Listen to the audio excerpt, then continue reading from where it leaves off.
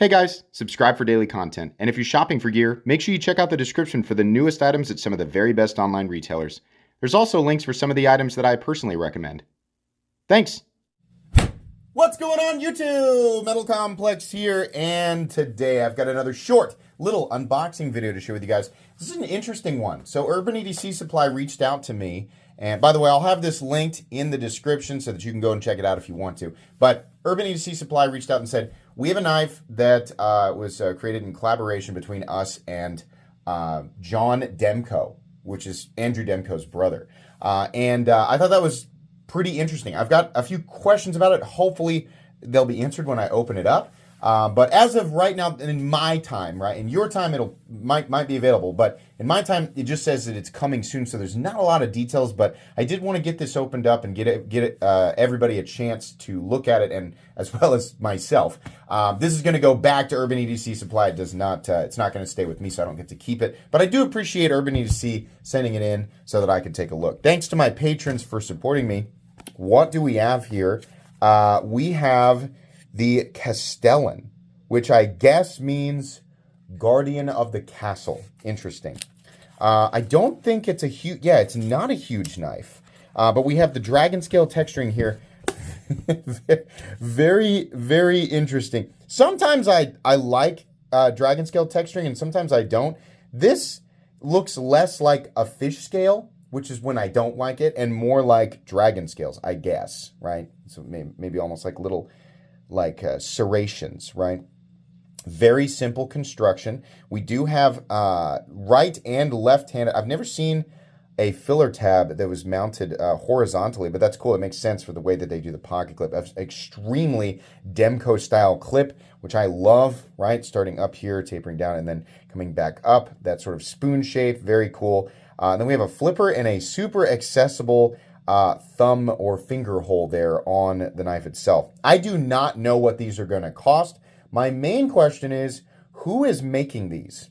I have not, to my knowledge, Demko has never used a Chinese OEM, but I don't know why. I don't know if what their reasoning is, and maybe this is not, a Chinese OEM. Maybe it is. I'm not really sure, but we do have that nice clip. You got an exposed titanium frame lock with a steel lock bar insert. Let's flip it first. Flipping action is very, very good. Let's go ahead and use the finger hole there. That's also very good. I don't know why I'm getting Gavco vibes, kind of. Is there any other information here on the blade or on the box? I just, on the website, it doesn't actually specify, unless I missed it, exactly where it's made. We have the Sagai pattern. Anything else in the box? No, there's not. So, interesting. I can't always tell by just feeling it, because a lot of times with a USA-made knife, like not a production, but like a small batch USA-made knife, you can tell right away that it's made in the USA. With something that is like definitely Chinese, it's impossibly perfect. This, I can't, specifically say one way or another. But it would surprise me to find out if Demko used a Chinese OEM. I imagine at this point, Urban EDC Supply has probably chimed in down in the comments section and let everybody know. But ergonomically, pretty good. I mean, you can see like the purpose of all these lines here. We've got the index finger lock in position, kind of a single knuckle choke up spot right there. And we have jimping not immediately on the spine, but out a little bit further. I kind of like that. That's where my thumb naturally wants to fall anyway. As far as the edge goes, this is, as far as I can tell, it's flat ground. And then the blade steel, knowing Urban EDC Supply, probably M390, Magna Cut, or S35 VN. I'll probably go back and edit things in here so that we have the right information in the video. This is contoured.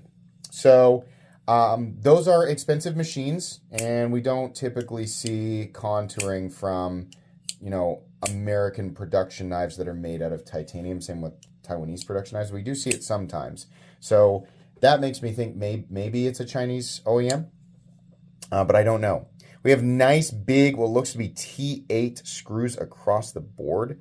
What do we have for the pocket clip? Yeah, pocket clip screws might be T6, but as far as the body screws, definitely T8. Same with the lock bar insert screw. I think on the website it also shows that they have a bunch of different like anodized options, so not just black, but that's the one that I requested when they reached out. Probably the flipper tab is my favorite way to flip it. I mean, the access to the lock bar is very, very good for a knife that's on the smaller side. We're going to measure it here in a second. Everything is smooth. I think it's hard to demonstrate that without putting my finger on the lock bar. Just a little bit of encouragement, but it does feel very, very smooth. No double clutch or anything like that. You can definitely close it, get it to stop on the thumb with one hand there. In and out of the pocket, super easy. These pocket clips, man, just really nice. Actually, this is a great example of a pocket clip that does land on the relief cut and works flawlessly. It's a little bit tricky sometimes. You know, a lot of people try to avoid it landing on the relief cut when the relief cut is on the outside of the knife because it can make it sort of awkward or pinchy. No problem here. This downward like swoop, right? The amount of material touching the clip, it doesn't create for a crazy amount of pinch or drag or anything like that. And even on top of the texturing, it's really, really easy to get in and out of the pocket. So let's measure it real quick. The overall length of this knife, the Castellan, I'm probably not pronouncing it correctly, 6.75 inches, so definitely on the smaller side. 2.85-inch blade, which if you live in an area that has a 3-inch blade law, your options definitely are limited, but this will be something that you should be legally allowed to carry, unless you have laws against like locking systems, right? Blade length, 2.75 inches. So definitely on the smaller side. As far as weight goes, we don't have any milling for weight reduction. Not that it needs it. I could not imagine. I bet this weighs somewhere between 3 and 3.5 ounces. Yep, 3.1 ounces, no surprise there. Let's measure blade stock thickness. Then we'll do a few size comparisons. I got some weird knives on the table today. Some random stuff from a previous video. 136,000, so like literally the middle of the road. What do we have out here? The SOCOM Elite. Okay, it's definitely smaller than the SOCOM Elite. We have the TRM Bulldog. It's actually very, very close to the same size as the TRM Bulldog. How about the Blade HQ exclusive cell-shaded Heretic Pariah? Let's put it up against some more common knives. Let's do maybe the Pyrite Light. That's probably a good one there. What else do we have? How about the Opinel number 8? I feel like everybody owns this knife, even if you're like me and you don't really like it. You know, so there you go. Do I have anything else that would be a handy comparison? I have the Miguron Moyarl. I'm going to put that out here.